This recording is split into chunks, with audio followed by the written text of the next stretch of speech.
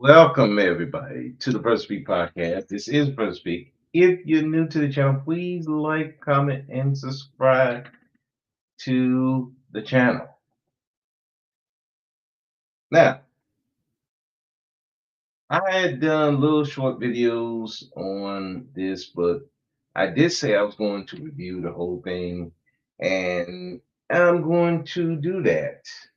Now, in case you're wondering who are these people and why you should care, to the left, to your left, this man is Andrew Wilson. He's known in the red pill spaces. He does debates with feminists and other people who may not be agreeable to you know patriarchy and stuff like that. Now, the person on your right here is Coach Greg Adams, who wrote a book on the free agent lifestyle. It's basically no marriage, no cohabitation, you're just doing you. Okay. So this debate was really about, is marriage worth it? And then it turned into, well, now it's just a debate on married life versus single life. Then it degraded into just a dick measuring contest. If you watched it, you saw this. So, but there were some gems that came from this, and if you, I'll put it this way: if you pro marriage, then you would think that Andrew Wilson really got into Greg Adams' ass and made him look like a fool. Now, if you for the free agent lifestyle, you don't want to be married, you don't want to cohabitate, you just want to be free, then you will probably be on Greg Adams' side. Now, for me, I can see both points, and I'm not an anti-marriage person. I'm not for marriage. Hello, never seen you before. Connor Shumway. Hey, how you doing? So I've never seen. So if you are for or against marriage, it is. This would be a good debate to watch. So we're gonna set this up, and I'll give my commentary on it when I feel necessary, and we're gonna get into it. So,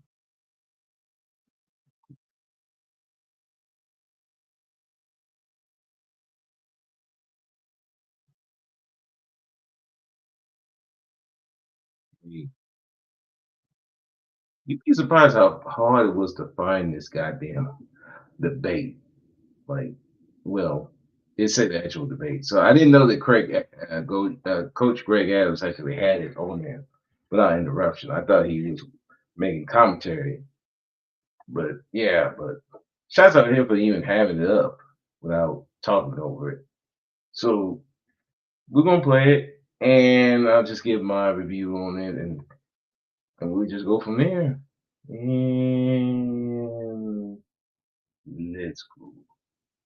Jesus loves you. Yeah, I would hope so. I will hope he does. All right, let's go. Let's play this. Because I'd be eating or something. I'd be like, oh, look Oh, and you, right? Yeah, I'd no, be you're like, not supposed oh, to use it. Yeah, there's a napkin right here in my pocket. Cool. marriage. So at this particular point, Yeah, we're good. Okay, guys, finally getting started. Thanks for being patient. I know there was some delays. We got Andrew here versus Coach Greg Adams, aka the Free Agent Lifestyle. We're going to talk about today, is marriage worth it for men in the West? So let's get into some opening statements. Who wants to start off? yeah, man, marriage is a great institution. It was an institution that built the community of America. Most of the better communities that have safety, good children, good schools are typically centered around marriage. However, marriage has not progressed to the point where men could be safe legally, and a lot of men have experienced tremendous damage, collateral damage as a result, and it has led to broken families, a lot of broken hearts, simply because the laws are not positioned to benefit both people in a divorce. There So he is partially correct on that, but also what also happened was society didn't teach men to be dependent on themselves, especially emotionally. What they taught them is all your emotions come from the women, right? So, the nurturing part and the social stuff, that was led for the women. You supposed to be this, you supposed to be the rock for the family, and you go to work and you come home and make the money, you know, that really what men were taught. So all the other stuff, the emotional stuff, didn't quite work out. And then you got the women with more burden on with the children and everything. And so when divorce happens, a lot of times the men, a lot of their social comfort, which was from the women, when that goes, a lot of their social circle is gone. So and it's not like women. Women, you know, they build their social circle. So they kind of navigate being getting a divorce better as far as the emotional part than the men do. And even with the studies, they say more after two more breakups on men, eh, it's in for them. Straight to the point. Hey, what's up, bro? How you doing? So they don't take these divorces well, and it doesn't help again with the court system. How this it seemed to be pro women was pro women, and but that's kind of changing now, especially when you're talking about women paying uh, child support, spousal support. I mean, the court, especially if you're in California, they don't care who got the money. Whoever got the money, you're gonna pay up. But it's not favorable to men. And then if you talk about child support and child support court going through it now, oh, you're going to do a divorce straight to the point? Oh, yeah, I feel for you, man. That divorce thing is not pretty. Uh, Deal with a breakup, it is not pretty. I I know that feeling way too well. And and for men, again, like I said, we don't have that social group like we should, and we're not taught to build that like we should. Unlike women, we're taught to be more. You can't talk to nobody about it. You just gotta grin and bear it on your own, and that stoicism that kills a lot of men. Because in order stoicism to work, you have to have a social circle. You have to have people that you can talk to. Like, you ain't gotta have a whole lot of people. Like you don't have to have women when they got people everywhere they talk to. You just need a few people here and there. That's how that stoicism can work. And then, yeah, you can handle stuff on your own. But if you really need to talk to somebody, you can talk to somebody. But we no, you can't have these deep emotional connections with men because then it turns into, oh, you want to bang your guys. It's like, oh my, dudes are so scared of being gay. It's just they so scared of being gay is that they look gay trying to get away from being gay. It's weird, and that has damaged a lot of men because of that. It damaged a lot of men. Yeah, you see a lot of dudes drunk, drugged up, drunk. Ain't nobody taking care of them. Nobody want to be around them, and especially it's sad. I got inmates and coworkers. They just need somebody to just dump on. And me, I end up being one of the ones they dump on. But hell, I even when I do my Uber, I just had a guy on Saturday. Man, he went through it. Him and his son don't even speak. He went through this breakup with this woman, and apparently she turned the son against him, and he going through it. And it's hard to see that with guys because it's like as much as they say women love hard, yeah, we love hard, and when we go through our breakups, it's tough and it's harder for us because we really don't have that support like that, you know. So let me continue with this before I keep rambling too much on that. Therefore, you have no fault divorce. You have opportunities for women to use the courts against men. And as a result, men have seen 1, 2, and 3 generations. Oh, hey, straight to the point. Hey, let me know if that video's echoing, because I want to be sure I'm not echoing. I should have did that beforehand and asked. Yeah, make sure it's not echoing. If you can tell me right quick, and I'll keep going. If it's not, then I'll keep going with it. It's good. Okay, good. I just want to be sure because it's been a while since I've done the sharing stuff, and last few times it's just been echoing. So I just want to be sure. Okay, we'll continue. Of men getting harmed, their grandfathers, their fathers, their uncles, their brothers getting harmed by this. So Generation Z men are not positioning themselves for a positive marriage. So at this particular point, if someone asked me, would I recommend marriage for them, and they were in a certain position in life, they weren't established, I would say no. There's no benefit for the person to get married today. Got it. Your response, Andrew? Yeah, I didn't hear any anti-marriage arguments. I heard anti-divorce arguments.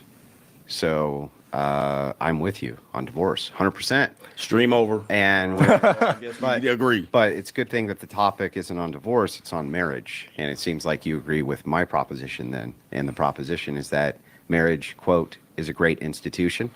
Yep. And that right now your concern is that men can't be safe in marriage, but that's not actually what you're saying. You're not saying men can't be safe in marriage. They can. You're saying that they may not be safe in divorce. So I have a counter proposition for you. My counter proposition is, what if it's the case that you can use religious marriage institutions without the state? And then we add the ecclesiastical structure of the marriage. That's what always kept them together anyway, before the state was ever involved. So what if instead we use the ecclesiastical church, the structure of the old churches? That would be Catholicism and Orthodoxy, where you see the lowest divorce rates, because the community puts pressure on the women to act right. That's what they do. Right now, the state applies no pressure on women to act right, right? You can just go and file whatever you want.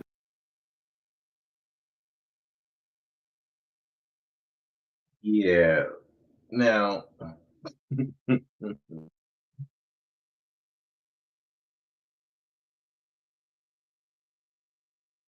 I understand where Wilson is coming from because yeah, back in the day, yeah, when we were more into the church, I mean the real church, not some of these fake ass churches now. The really about the money, ain't about, and the pastors were trying to get the women instead of, and that validation instead of actually saving people. Yeah, the church was the one that would get the people together, get them married, and you had a community that would keep you together. They will, hey, they'll work for you, even cheating, all kinds of stuff. They would help you. The problem now is that the churches that he's talking about, yeah, most men are religious, but they ain't going to those churches. Most men ain't going to them type of churches. The Catholic Church got a bad reputation right now. You ain't gonna meet no women. You might be touching some boys, and I don't even want to talk about the other one. So I'm like, I see what he's saying. Yes, religion would. It did, but a lot of people ain't that religious. That they're religious, but it's more like they pick and choose what they want to be religious about. Whatever floats their boat. But then when it don't fit with what they have going on, then I don't believe all that. That's not what God said. I'm like, no, that's what it said in the book right here. It says it right here. What are we talking about? That's up to interpretation. Really? Whose interpretation? Yours? So I get what he's trying to say. Yes. Back in the day, yeah, and especially in the black community, church is it's still powerful, but it's not. But a lot of men ain't going. They ain't going in there because I can tell you right now, how many men you seen in the church crying like little girls? Like I remember the church I used to go to. This one deacon, every time I see him, he crying. I'm like, bro, I don't want to see a grown man crying all the time. I can see a grown man crying if your child get harmed, your wife sick, a child sick, or something like that. But every time, no, I don't want to see that. And it's more on the emotional thing. You have to feel something, and a lot of times, we as men, we don't feel all that stuff. Like this is silly. You know, you know. Plus, we talk. Hey, we gotta be strong. You don't want to look weak and dancing around and crying all the time. Yeah, it makes you look weak. Now, I get it. There's certain things you should cry about, but when you cry all the time, yeah, it looks weak. It looks yeah. So a lot of men ain't gonna go for that. So in order for me to be safe in a marriage, I gotta go to this type of church, especially when we're talking about black men in particular. You know what they usually, if that's the case, they might as well go to the NOI, Nation of Islam. That will help you. That would be more beneficial for black men in particular. Although the NOI has a dubious reputation too, but hey, it's still the strongest force that I've seen. If we're talking about black people in particular, but yeah, but how many people gonna go into that group to have the discipline to be in that group because certainly to be in the NOI that takes a lot of discipline that a lot of guys at this day and age just don't have. So yeah, I can see what he's saying, but I don't see a lot of guys going into that. But let's continue. Get a divorce and go be banging the neighbor by the next night. We totally agree on that. But to say that we should abandon marriage is silly. It seems like you're completely pro-marriage. You're just anti-divorce. So why wouldn't you just throw your weight behind institutions where the divorce rate is the least and you have an ecclesiastical structure which can be appealed to assist with that? That's what makes no sense to me. My response to that is if we're fifths, we beat all drunk. All right. So that's a scenario that just isn't present. Can you explain the analogy for me? Well, if we use if, it's not a matter of if, it's a matter of when. If we say if we have a situation where this is present, then this would work.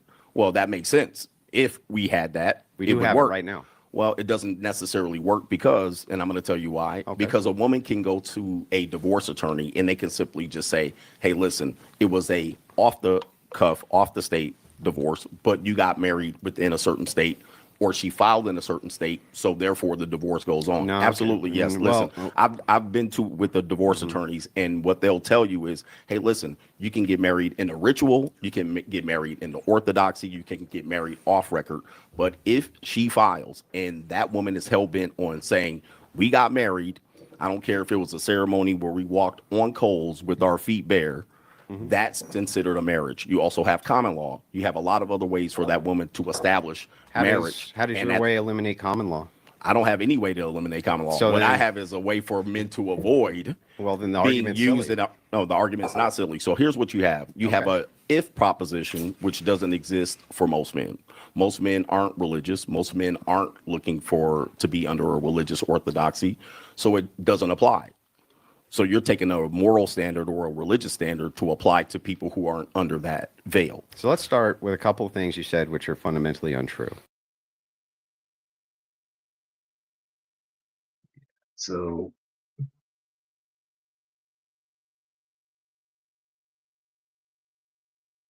yeah, there's only a few states that have common law. I know Texas is one of them.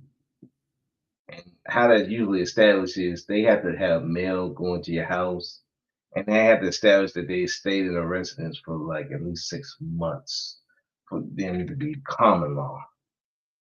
So, but there's only very few states.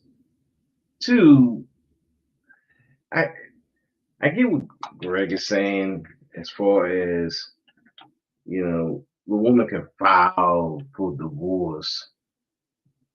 Yeah, if you've never been married, you can't file for no divorce. Now, like I said, unless you have, but there's no separation here.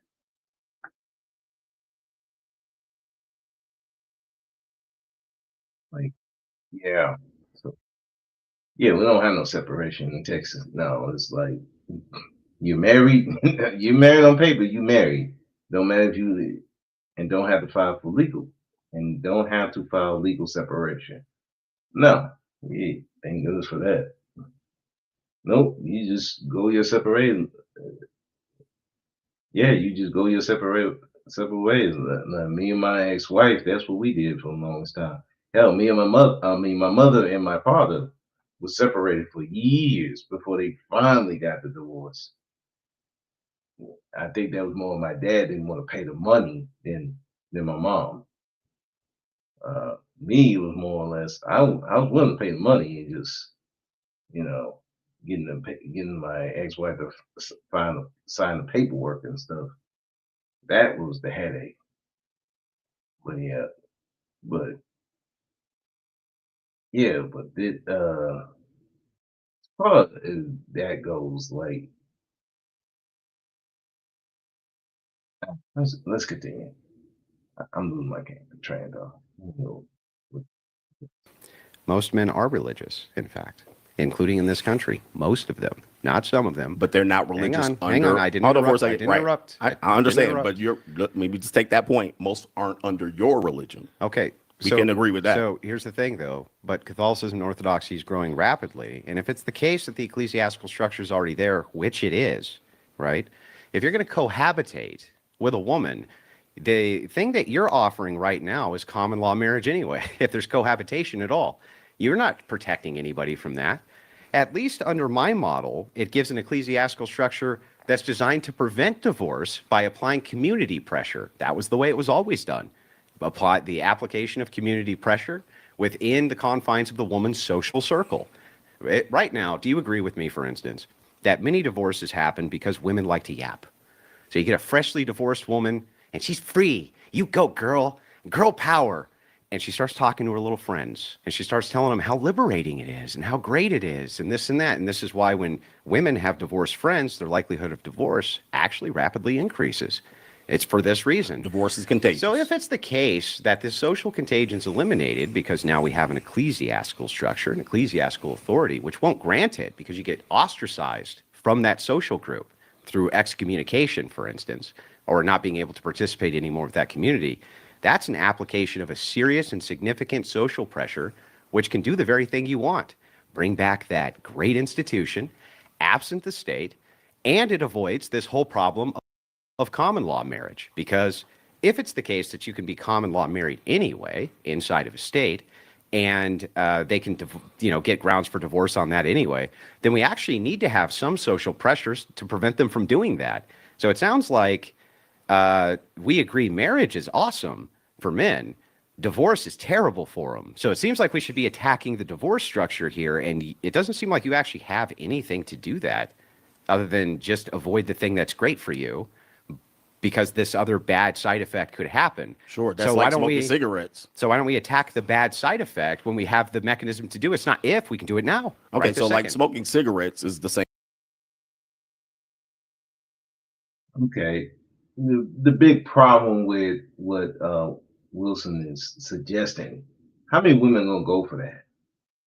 Because you're gonna have to find women that are already in that religious structure and willing to go through that. If you got women that you ain't got women that want to go through that, and where there's no guarantees of you're gonna get something out of it if you get that divorce. Because let's face it, it ain't just like one dude was saying on another channel. Oh, the men were doing everything they were supposed to do. I'm like, yeah, right. Okay, bro. If you believe that, go ahead. So I've been around my dad. I know for a fact he didn't do what he was supposed to do. My uncle on my mother's side, he didn't do what he was supposed to do. I know on my dad's side, a lot of them wasn't doing what they were supposed to do. And some of them weren't even married. They weren't doing what they're supposed to do. So it's not just like women just blindsided on and just blindsided these dudes. No, there's a lot of shit was going on. So now you got women who are leery of marriage their own damn selves. You're gonna put them in a religious structure that would looks like it favors the men more than the women, because there's gonna be all this social pressure for them not to get a divorce, especially if there's something really bad going on. Now you want them to agree to that? Most of these women ain't going for that shit. They ain't going for that unless they in that religion. Now, what Wilson is saying is also correct. What Greg Adams is talking about, if you do cohabitate, then there is the chance you have to be you have to be on guard in case she do try to do that common law, because she can apply for that and then apply for the divorce after that. So you're gonna have to be on guard. You got to be on guard 24/7. Whereas Wilson's thing, well, you ain't got to be on guard on so much, but he is right. Like you're not giving them an answer for the divorce thing. You more Greg Adams' thing. Well, what about divorce? Divorce can happen. Yeah, divorce can happen. Yeah, you can be doing everything right and still get a divorce, but you're less likely, if you're doing everything you're supposed to do, you're less likely to get it, but it's not zero. But Greg Adams is like, well, let's just avoid it altogether, which understandable, but there's a problem with that, and I'll go into it a little bit later. But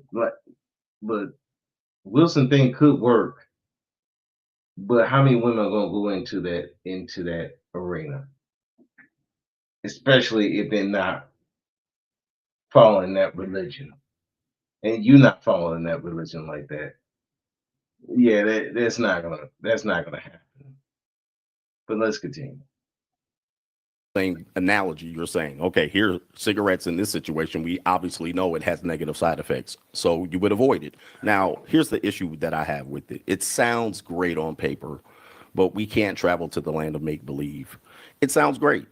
The majority of people probably wouldn't do it. And if you ask a guy, which this is an important part, they're not even prepared to even talk about that. They don't even know what divorce laws are. So you're asking them to travel to the land of make believe under a marriage system that small percentage of people use. No one uses it today. You might have said they used it to the past. Today, that doesn't exist. So we can't travel to the land of make believe to make marriage work for you. It Well, might work in your marriage, but it doesn't work for the greater structure. Your argument here contradicts itself because, on the one hand, you say men don't know enough about marriage, but my assumption is that your mission is to let men know about marriage. Absolutely. Okay, well, then I don't understand how it's the land of make believe if you can let them know about this, but I can't. Sure. Right, And you can offer if, that. So if You I can offer am, that. it sounds like I'm offering a real alternative to what you're offering. And here's what you're offering. Men, marriage is great. It's a great institution. It's the best for children. These are your words. In marriage, right? Men seem to thrive. Their health seems to thrive. Everything seems to thrive. You're saying, well, the problem is that divorce rates are high, and they are. However, there's a few things there that you haven't covered. One, it depends on demographic too. For instance, Absolutely. if you're black, it's going to be way worse than if you're white. Correct. Okay, way worse. And also socioeconomics matters, right? Demographics in general matter. So you can do a lot, actually, including prenuptial agreements. You can have a prenuptial agreement with the ecclesiastical authority without the state even involved. And it seems like that would mitigate your risk to damn near nothing. You said if about 50 times So did today. you. Now, here's what I'm telling you. So I'm did telling you you. when, all right? We're already in this system. You're going outside of the system to create a scenario for me to argue What against. system are you going outside of? We're talking about marriage is typically done with the state. Almost everyone does it this way. So now Typically is you're not- here's hold is on for a not second. Hold on for a must. second. You've Typically moved the doesn't mean goalposts. anything. You've moved the goalposts to a scenario of if, and you're arguing from is. the if. No, Is. hold on for a second. You're arguing from the if perspective. It is perspective. No, listen. It is Give the me a is chance to perspective. listen. All right, give I'll me a give you chance. Go ahead. You're arguing from a very small percentage point. Now you're saying demographics, and we can talk about that, but you're still trying to get me to argue in your cloud of if. That's the land of make believe. Most people, by far, are married to the state. Not only that, your land of make believe still exists. The prenup with the ecclesiastics, you can write whatever you want in that prenup. It only matters in the divorce. That's the reality. So I'm still dealing in reality. You're in am the I. clouds. Hold on for a second. You're in the Okay. clouds.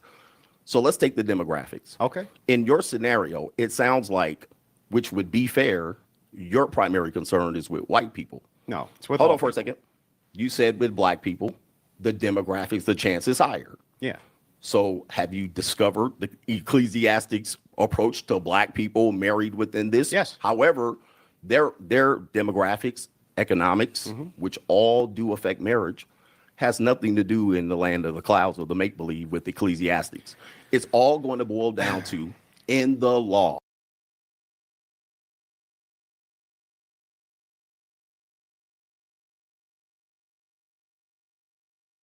Disagree with the white dude, but he's coming with some tough points and questions. Yeah, again, I would say the equivalent of the ecclesiastics would be the Nation of Islam. That would be our ecclesiastics. Because I don't see a lot of black folks in going to being Catholics and that other one. You know, now I'm seeing them with being Jewish, but that was in prison. I don't see them outside of that. But yeah, the closest thing I would see will probably be Nation of Islam or a Muslim. Yeah, I'm not including Hebrew Israelites. That take them off the board. I say the Nation of Islam would be the closest one. And again, a lot of black men ain't going into the Nation of Islam. Not ones that outside. Like most time I see them, they've been in prison. Like even my brother who was in prison, he had a Quran. I'm like, what are you doing with the Quran? But he going to a Baptist church. Make that make sense. I'm like, why you got a Quran for? I guess that you able to eat different meals than I guess the fact you can eat different meals than the regular folk. Look, man, working in prison, I had to watch uh Ramadan, watch them when they do their Ramadan thing, and it's crazy what people will do. What people will do to get the special stuff. And look, like the first day of Ramadan, you got a bunch of people, like 20, 30 men up in there. By the time it gets towards the end of Ramadan, you only see maybe 5 or 10 at most. And I'm like, okay, well, we know who the real, we know who really about that life and who ain't. I'm like, but I don't say nothing because, like I said, everybody can follow their own religion.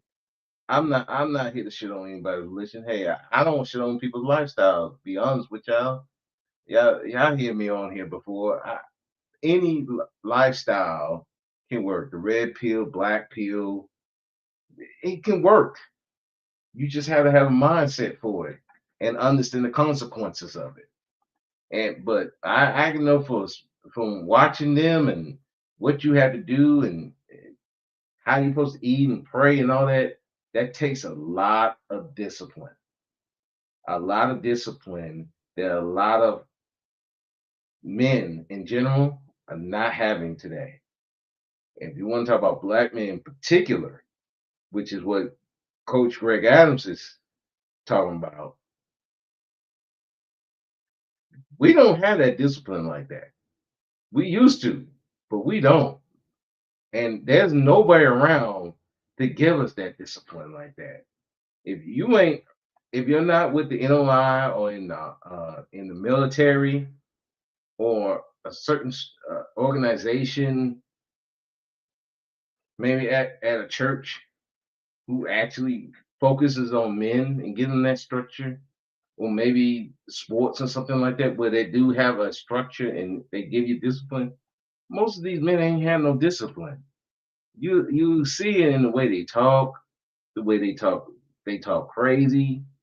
You see these young men talk crazy to just anybody, and I'm like, dude, what are you doing? I remember I was giving this guy a ride, right? And he was a young dude, and just being flippant for no reason. I'm like, bro, dude. And so then I was picking up this Hispanic lady. Now she didn't want to ride with us because I guess because it's two black dudes, and she didn't understand the share system of Uber. They don't do it as much no more, but you can ride with anybody. Anybody can be in it. You can't choose who you ride with. It's just uh, you choose to ride with somebody. So she saw it, and he was just talking, cussing her out and shit, and like, bro, what are you doing? You don't know. One, you don't know this lady, and two, I don't need you to be talking crap to her. Wow, like, dude, you making me look bad. It's like, nah, bro, you seeing in it, especially seeing the prison, man. Dudes were just talking crazy to you for no reason. Like I had one dude, we had this chair where you had to sit down and it scans you to make sure you ain't got no weapons on you or anything. Okay. I'm telling you, hey, sit down, scoot up, scoot back. He want to do it all quick. I said, hey, hold, sit down, scoot back. Simple instructions. Nah, man, I already did it. I said, no, you didn't do it right. And he just acting the fool. You want to go sit down and pout on the seat. Man, don't talk to me. I said, wow, man, really? This is what we do? You acting like a little child up in here. I'm like, this is crazy. And I'm like, so we ready to go? No, he didn't do the chair. Yeah, I did. No, you did not. So we end up having to warn him, get a metal detector and warn him. But yeah, it's like some of these do not have no discipline. They can't control their mouth. They can't control their emotions.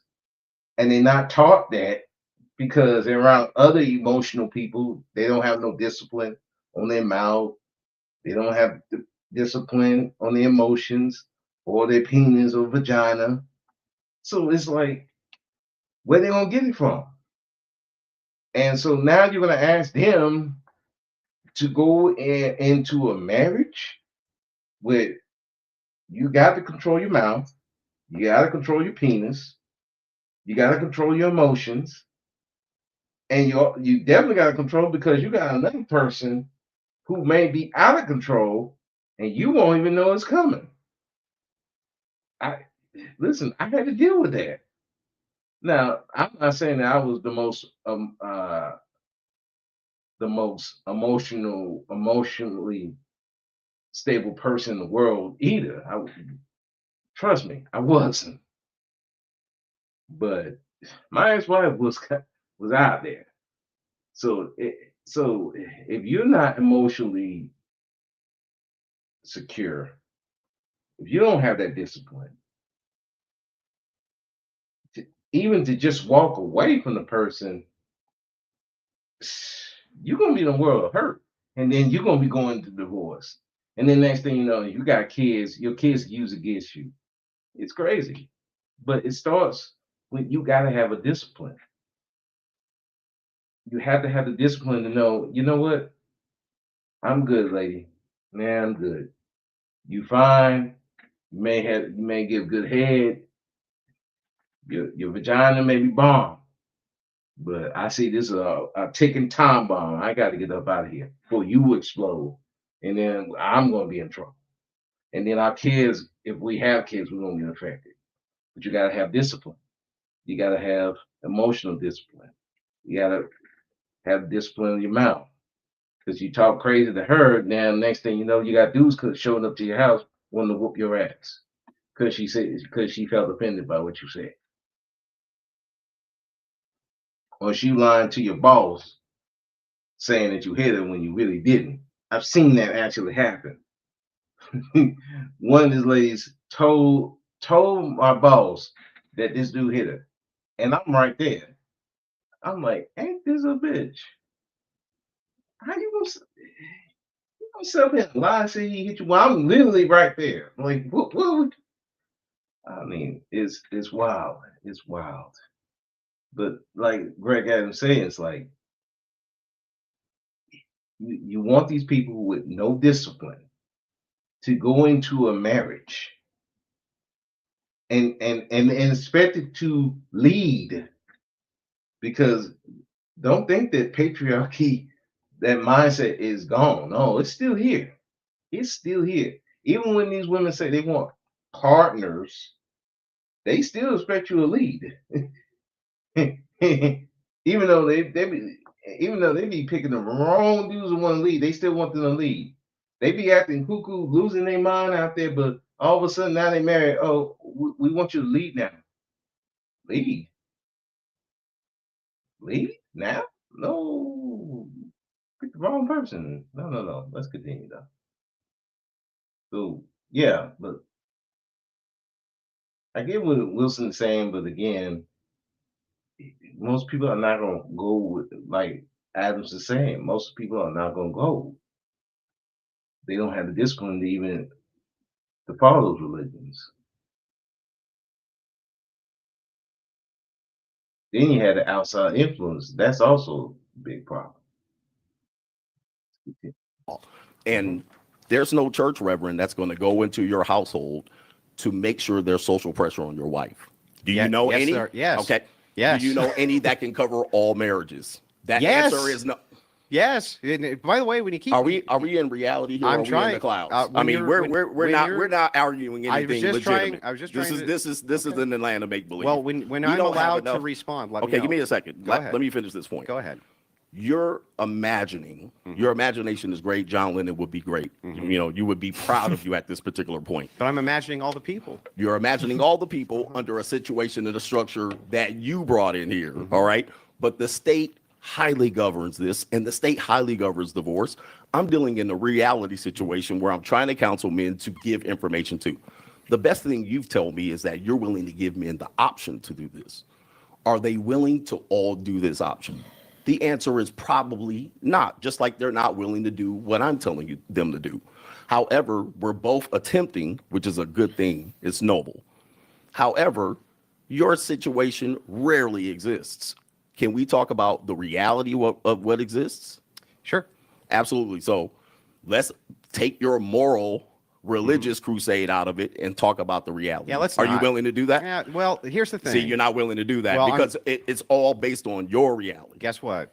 It's a debate, and I will argue my points from my view, how I see fit. It's not for you to But what I'm govern. not going to do is expect not to my be arguing government. from the land of make believe. Yeah, but it's okay. not- you All don't- right. So okay, yeah, anybody my have turn. My turn. Anybody Relax. have the anybody have the sound effect for the television show where the train comes through, Mr. Rogers? Let me know when because you- I want to be on let me the, know I when you want to be gas on out. Earth. Yeah, let me know All when right, you gas Let's out. let Andrew respond. Yeah, so the thing is it's funny that you bring up Imagine All the People of John Lennon, which is an anti-religious song. And hilariously enough, was designed to assist with female empowerment. Isn't that hilarious? But the thing here is you keep on saying that what I'm offering is make-believe, but it's not. It's been governing the Orthodox and Catholic Church for 2,000 years, including in this country. Now, here, let me give you an example, for instance, the Amish, right? Do you know what the divorce rate is among them? It's almost non-existent, yet they're still governed by the same laws of the land that you're speaking to. So sounds like if I give a counter, if I say, look, I can give you a way, a methodology, in which you can utilize the religious ecclesiastical institution which has existed for 2,000 years and has right now the lowest divorce rates, right this second as we speak, not in make-believe land, not hundreds of years in the future, right this second, as opposed to the system you have of common law divorce, which is sky high and you can't do anything about it. That's what is true. So pointing out what is true is right now you can have a prenup. That is true. What is true is prenups are usually held up in court. That is true. What is true is that you can have a marriage outside of a state because it's a religious institution anyway. You never have to. Yeah, the only problem with the prenups, that's if you do them right. And if you do them wrong, they will get thrown out in court. Most of them are held up in court, but that won't stop the woman from going to court and fighting the prenup. That's what happened to Dr. Dre. That woman fought the prenup. He still had to end up paying. I think he paid her lawyer fees. He was paying her a bunch of money. The prenup, hell, John Cena had a prenup with his first wife. Unfortunately, he wrote it on a piece of paper and tried to sneak that in, and like, no, that's not gonna work. You have to do it right, which requires you to have lots of money. Not lots of money, but you gotta have some money.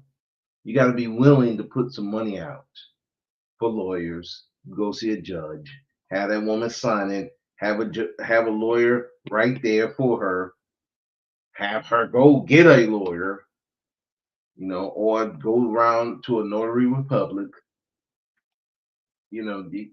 That requires money, that requires discipline, requires being on top of your game. Unfortunately, a lot of these dudes, especially the ones who are probably listening to who were listening to this debate, who are fans of both of these guys, a lot of them don't have that kind of money and they don't have that kind of discipline to do that.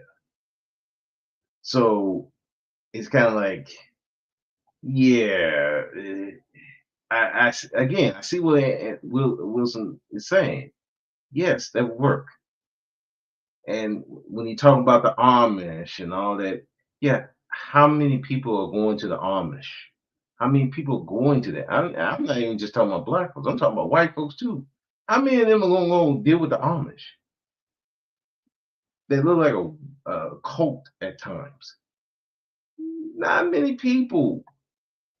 So I see what Greg is saying. It's like, yeah, yes, that can work. But how many people gonna go for that? Like, how many people gonna go for it?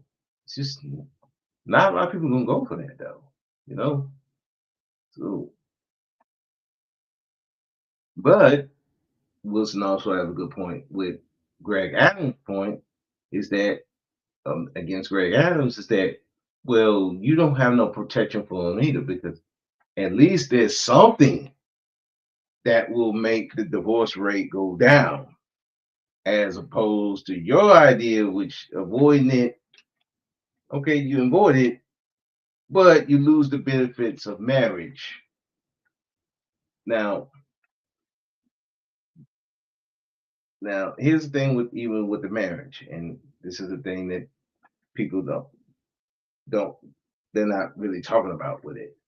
Yes, married men do tend to live longer. However, here's where the problem comes in, and this is what I had to look up. Your survival rate between married men and single men is almost non-existent. It's the same. Give or take 2, 3, 4, 5, 2, 3, as little as 2 years up to about 7 years. So really,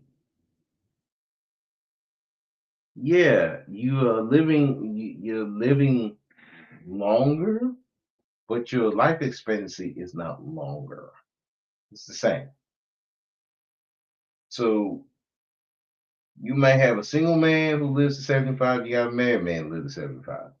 You have a single man might live to 85, you got a married man might live to 85. However, the single man who ain't never been married, by himself all the time, you might live to 70, he might live to 75 or 80. But that's if everything's going right. But again, it's like, okay, so what you're saying is we got to go to a whole different religion that I'm not disciplined enough to, and may not even want to follow, just so I can have a marriage, and the divorce rate for me might be low. Not going to do it though, but at the same time, Greg Allen way, not involve the state, do common law, which even if you defend against common law, what if you have a child with this woman? Now we'll get into more of that later. Oh, hold on, let's keep going. To have a license with the state. It's never been necessary. And if you do, the only way that that can be done is if it's sacramental. And if it's sacramental, it's governed now by the church. That's going to be the community the women are a part of. And so the thing is like, that sounds like a real viable solution. What's yours? More fucking degeneracy? Go out and play the field, hump a lot of chicks? How's that going to help anybody do anything? That's been the progressive mantra for 100 years. Isn't it wonderful? Your turn. All right, we're returning back to Earth. Now, first things first, when it comes to this, back in reality, there's no God in marriage. So, Mr. Sky Daddy, God, religion, that's all great, but there's no God in marriage. At this particular point, when you go through a marriage, if one person decides to not obey the Holy Bible or whatever you're thumping, you have no basis to keep that marriage together. If she decides to leave the church and decides not to listen or excommunicate herself, she's now under the state. Agree. Now, when you're getting divorced, which I'm assuming you've been divorced. Well, I mean, that's a hell of an assumption to make. Have you been divorced? Well, I mean, have you been married? Can you tell me, if you can tell me how that has any merit? Give me a second, because if you've been through one, you would know that there's no God in the divorce court, in the family court. There's no God in there. No one asked you. There is the state in there.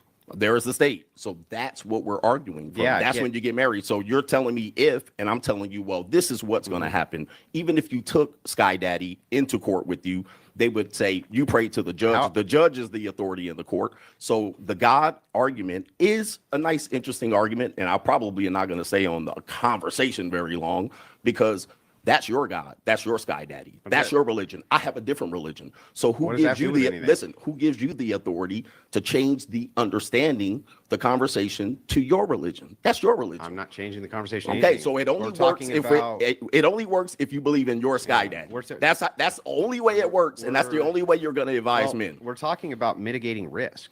No. We're talking about, can men get into a marriage today only under your sky daddy? That's what we're assuming. Okay. Now, can they do it otherwise?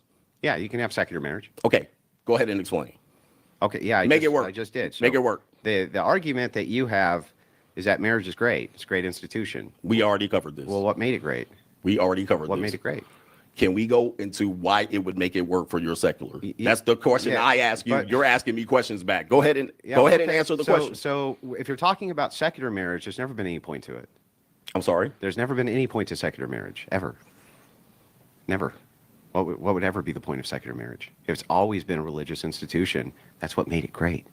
Now, when you say it's a great institution, what made it great for secularists, other than the fact that Sky Daddy and God had all these enforcement arms and those things had to be enforced socially? Like, for instance, men weren't allowed to run away. And women, right, they had to show cause for these divorces. And they had to be good causes. They had to show it for things like infidelity, right? It was all biblically governed. It was all lawfully governed by this Sky Daddy guy you like so little. But that's what made the institution great in the first place. And what you're talking about here, you're making a point that divorce is bad. And yet, I agree, divorce is bad. Correct. So what we're really talking about is how do we mitigate the risk for divorce? And we have two different methods here. Well, the conversation method- is marriage good for men. That's the conversation. But it is. We already said it's good for men. That's not even a dispute. And now, how do we make it better since they're avoiding Well, it? it Since sounds men or women like- are avoiding it. It sounds like the thing that you think makes it bad is divorce, not marriage. Correct. Then we need to mitigate divorce. We're 15 minutes in, and we are in the land of reality. You finally called up. Can you tell I've been me there the whole how time. we can get to the secular marriage? I mean, I've given you a Yeah, chance. so- You're dragging your So feet. again, secular. There's never been any point to secular marriage ever. Now, listen, marriage is for child creation. It would be great for child community No, it's and not all just of for these that. things. And now, listen, by the time the religious aspects got into marriage, they were chopping people's heads off and burning Bibles. So listen, I know we want to take it back to the past and act like the past was better, but there's always a negative part of the past. If you go back and you look at the English, this has all been there. People were getting their heads chopped off. The Crusaders were doing their things across countries, and they were spreading Christianity through So, threats and what does that have violence. to do with anything? Now, that's what you're trying to uplift. That's what you're trying to uphold. I don't even know what the hell you're talking about. You wouldn't know what I'm talking I about. don't. That's where you're lacking. I have no so idea. catch up. You're sitting What across does the from me. I Crusades want have you to do with divorce? That was when your holy marriage Uh-huh. was the best marriage that you're trying to go to. Now listen, In the if we're trying to drag it back- 1950s? Were we crusading No, in the no, no. 1950s? No, no, no, no. Then that's when he started taking pop shots. I'm like, come on, Greg, you ain't have to do all that pop shots and stuff. But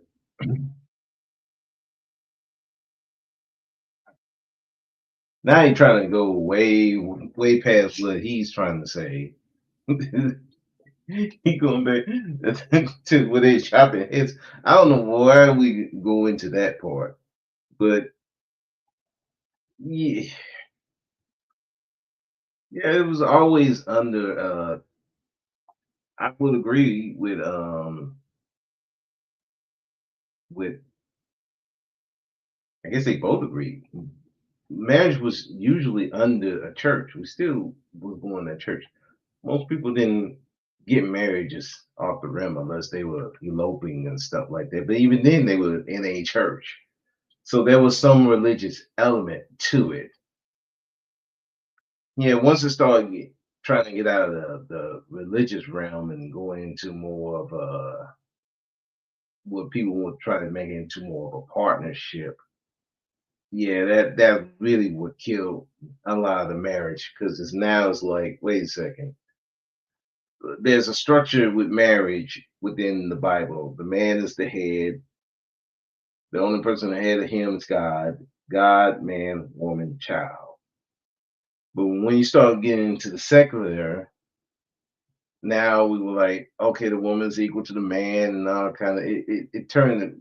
Then you had the LGBTQ part of it that messed a lot of that stuff up, and yeah, it's just yeah. So I can agree with Wilson on a point of yeah. Once the religious structure that they had was getting torn down,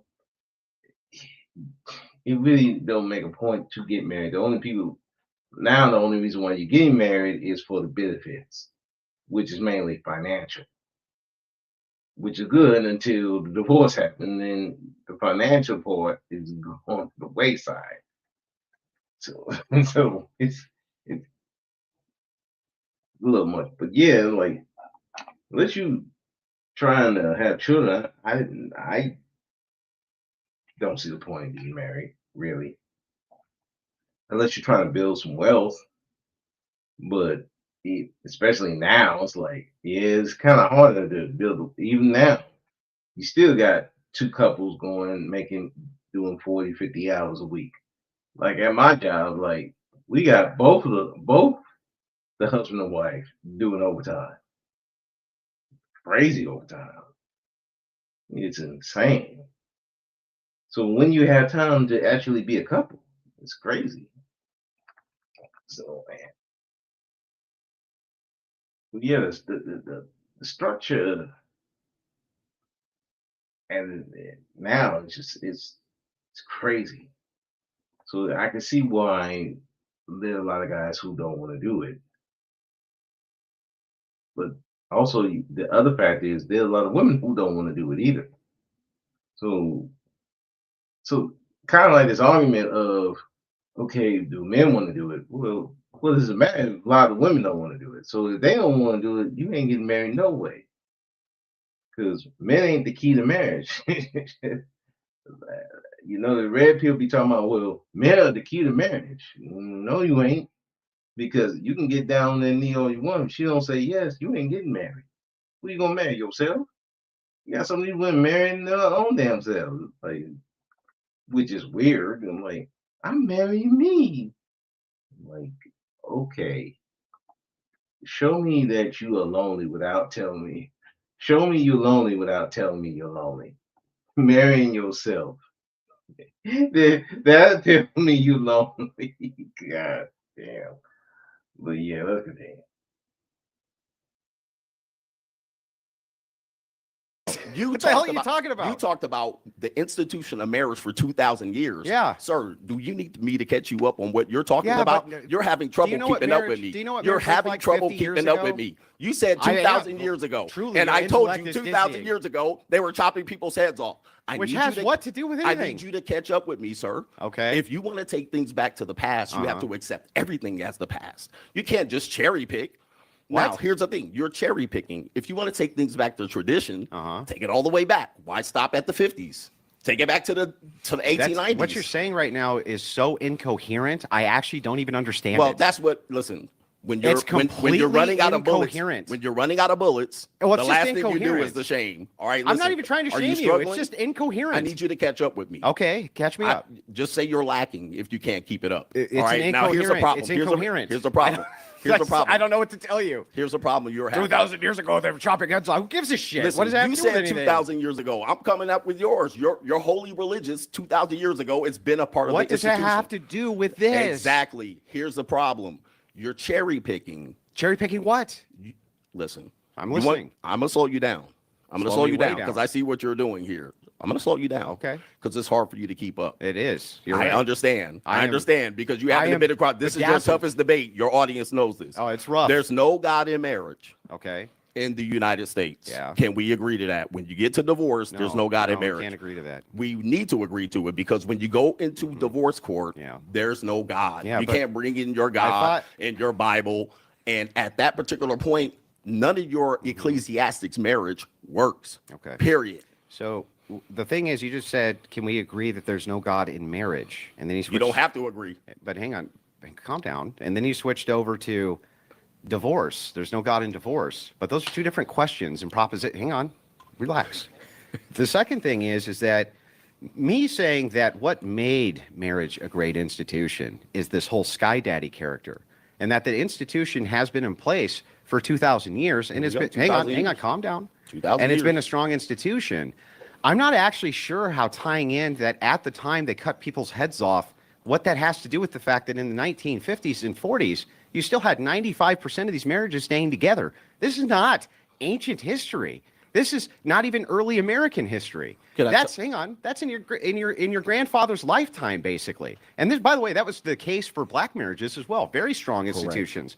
But all of those institutions were that way because they followed that whole Sky Daddy thing. Correct. They were like, oh, that Sky Daddy's going to smite us if we don't. And so what you do here is you're giving the classic progressive argument, which is, well, you know, guys, it is true that it's a great institution, and it is true it's the best place in the world to have children for the continuation of the species. And also, it's fantastic for men's health. It's fantastic for their mental health. It's great for them in almost every way. But that divorce thing is real bad. And I counter.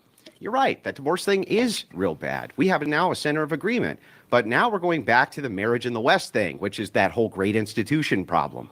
Well, if we agree that what made it good, which you just did, is, hey, that Sky Daddy guy, and then I point out that right now you can still utilize that Sky Daddy guy for an ecclesiastical marriage outside of the state. Hang on.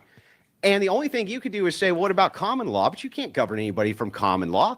And at least in the ecclesiastical institution, you have social pressures on women to stay married. You can't offer a man anything like that. Give me a single social pressure you can offer that would actually keep these marriages together. One. What? What? Just one. Can I answer something Yeah. you just said? This would be interesting.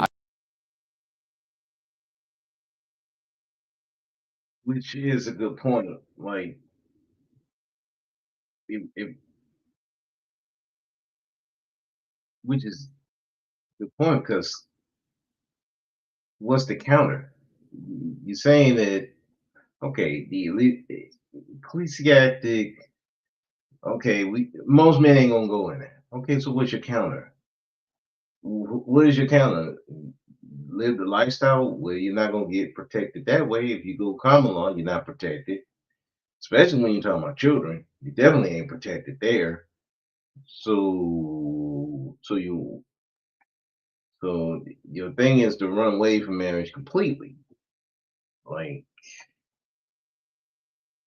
I get it, but there are people who still want to get married. So, what are you gonna offer them? What's the offer to them? You just tell them, well, if you want to get married, well, tough shit. Don't get married anyway. Yeah, that's not gonna help them. So it's like Wilson got a good point. You're not giving them any answers either, except just run from marriage completely. But they do want they do want the benefits of marriage, which, let's be honest, marriage is now it's not as prestige as it used to be, especially with all these crazy divorces that are going on, and everybody in a. I'm pretty sure more people have situations of their parents being divorced than they do being married. So the prestige of marriage, and even we see the marriages that we have right now. Like, let's take the Steph Curry and Aisha. Then you have Will and Jada. Hell, Barack and Michelle. Hell, let's do Donald Trump and his wife. All these marriages seem like they're not marriages built on love. It's more of money and political means, and just saving face and actually being in a loving relationship. So when you see more of that, especially with the men now, it's like they see that like, okay, what's the benefit of this? Why would I get married when I got my woman out here going on here talking about how I didn't even want to get married, I didn't want to, and I want to seek the attention of other men, or uh, you talking about a guy who's been dead for 20 years, and your wife is, while you in office, publicly against you on a lot of your stuff. Then you got another wife after you've been in office talking about all the bad shit that you did while you were married, while you were in office. Yeah, that's gonna make men want to get married. That's gonna make them want to get in there. And these are people in positions of power and wealth.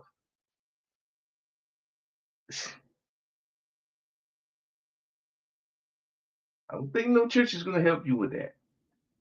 But anyway, let's continue. I can't Because wait. you said but the can you answer 19 that question then? No, Ask? before. Oh, of the course. Yeah, of course, you 1940s. gotta ask me a question. Because before you listen, answer I'm mine. listening. I'm listening to you. You asked the question at the end. If you would have asked it at the beginning, possibly I might have been able to address it. But let me address this point. Okay. You said the 1940s and 1950s with this imaginary sky daddy controlling marriages. That sounds like enforcement, because by the time the Doesn't it? 1970s came around, the very first chance women got to file a no-fault divorce without need for evidence, without need to have a private investigator to prove an affair. Was no They fault the did- 70s? Yes, it was the 70s, started by Ronald Reagan. Yeah. I'll educate you. But hang came, on. Came along. Hold on for a second. But that was the 80s, not the 70s. That was the 80s. That was Ronald Reagan. That was the 80s, not the 70s. No. Yeah. I got the Go floor ahead. here. I got the floor. So you said the religious institutions governed it and made it great. The 1970s came along, and soon as they did, Feminism. women started to file divorces at record rates, which is back to my conversation. Soon as you remove the authority of Sky Daddy, now you're back with the state. And now you have difficulty, and now the risk is now greater. Wow. So that's the issue that Then you it have. sounds like men should be moving towards Sky Daddy then, because it mitigates their risk. The courts, the nation should be There's moving no towards courts. that. But how do you enforce that? What court? What courts? your You're land not is- getting a marriage from the state. What courts are involved Everything here? you told me is a make-believe scenario. How? You can You're do it telling- right now. How is it make believe? How do you do that when people Here's the what you- marriages through state? yeah. I know you want to go I'll back tell to you how. Ecclesiastics. This No, is I'm going to be telling a you, you problem. can do it right Okay. this second. Okay, You you could can go do it. do it right now. You can do it at this particular can't point. do. However, What do you mean? Here's the problem. Okay. Can you get men to do it? Yes. Okay, you might be able to think you can get men to do it, but as soon as they do it, I want you to stick around for the average of 8 to 10 years when these men start getting divorced. See, what you're doing is you're leading. We've men, been hold on watching for a it for second. longer. You've been leading. You're going to lead men into a burning building. Oh. And the reason why, and this is a famous quote by Martin Luther King, is because the laws of integration didn't catch up fast enough for what he wanted for people to integrate. And what happened was it took him 12 to 15 years to realize that he led men or black people into a burning building in which integration was not possible at the time. Okay. You are also proposing the same thing. And I would like for you to How? stick around to see the results of what you're proposing, because eventually you would have to pay the price. I How did see. Martin Luther King pay the price? You would have to pay the price for the men that you misled. So Martin Luther misled men, and that's why he was killed? I said he misled black people. You missed that part. Those He said, are okay, let me repeat it, because Yeah. you're slow. I All right, am, you you're definitely right. are slow, Neanderthal. That's for sure. Let me tell you something. Again with the insults. What? Like, dude, you're taking pop shots at the man. I can see him. It's like, dude, you're insulting the man, saying he's slow and all this. I'm like, dude, this is not helping your argument. And then Martin Luther King reference. Again, Martin Luther King was not killed because he led people to integration. No, when he started saying, nah, this integration shit was not working. Oh, no, we need our reparations. We need that money. We need that land back that you stole. That's what got him killed. they were okay with integration because most of that money went to white folks and other groups of people eventually. It didn't stay with us. The point of it was to share the wealth so we can get some of that money. Instead, our wealth, what little we had, went over to them. A lot of our talents went to them. We started buying their stuff. They got richer. We got poorer. I'm dragging Martin Knuckles Luther over here. King said specifically, Yeah, related to black people and civil rights, Yeah. I'll speak slowly for you, yeah. that he believed at the end, he led them into a burning building. I'm going to speak slower. The Okay. reason why is because the laws of integration Yeah. did not catch up with what he would like to present. Black people weren't ready to integrate. As a result, he said, I may have led my people, that means his people, into a burning building. Okay. I would like for you, under your scenario, if your movement takes off, Yeah. to see the results, because it took Martin Luther King 12, 15 years to see the Okay, results I understand of now. his efforts. Yeah. You're proposing something very extreme that majority of people aren't going to do. But let's just say if, because you like to hide in the clouds of make-believe, if They did. this works, Right. I would love to see you represent these men in a divorce when they get their head bit off by these so-called women that are forced by Sky Daddy to stay in these This marriages. is really like I don't even understand how You to don't re- understand. how I to know re- you have a hard time I understanding. do. I don't actually even understand how to respond to a lot of this because it's so incoherent. But I'm going to try anyway. Oh yeah, see, this is So I let's see start- this is his always incoherent when he understands. Perhaps you don't This- understand. this isn't- That might be what it is, Yeah, and yeah. it's okay to say you don't understand, and I can speak slowly for I you. don't understand now, but I'm going to Of tell you course. why. I'm going to Of tell you course, why. dismissive. I mean, you know, I'm going to tell you it's why. okay. When It's- you're losing, just okay, say you're losing, well, and I can speak. let for me you know a when I little can bit talk slower. and you gas out. Go ahead. Okay. Go ahead. So here's typical tactic, but you here's- can work that against these Okay, so I still OnlyFans can't girls. talk. Hey, Go listen, ahead. you can work that tactic against those OnlyFans girls that you debate. Okay, now you just interrupted the man. Let the man speak. Let the man speak. And you see this on a lot of panels. Hell, I've been doing it, and when I look back at it, I'm like, yeah, I did it too. When you don't think your